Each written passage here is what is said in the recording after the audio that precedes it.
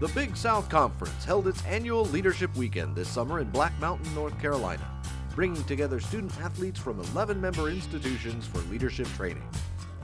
This weekend we covered a lot of characteristics that a leader could be, and I found out that there's a lot of different styles of leading, but some of the main concepts we learned is a leader has to be respectful, they have to be consistent with what they want, whoever's following them to do, and they have to be a trustworthy person that people want to follow.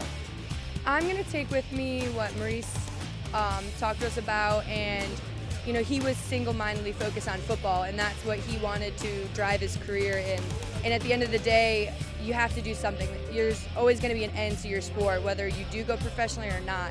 And you really want to brand yourself and develop yourself as a leader so that when you're done collegiately or professionally, you have something you want to do and that you're going to enjoy and be successful at. I think my favorite part of the weekend was probably getting in our individual color teams and doing all the competitions, because it was really cool to see people from all different schools within the conference, that we may be competing against during our seasons, and we were like, have a bad taste in our mouth about it or whatever, but then all coming together and being one team in a family atmosphere within the Big South. My favorite part of the weekend was probably the Odyssey course. I learned a lot about myself as well as the people in my group.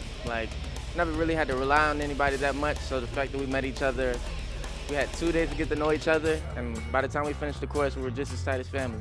Well, the one thing I know I'm gonna definitely take from the weekend is you can be a cow or you can be a purple cow. That really stand out to me because you can either be average or you can be great. You can do what everybody else do, or you can choose to stand out and do something extraordinary. One of the biggest things that I would take with me from this is just creating your own personal brand.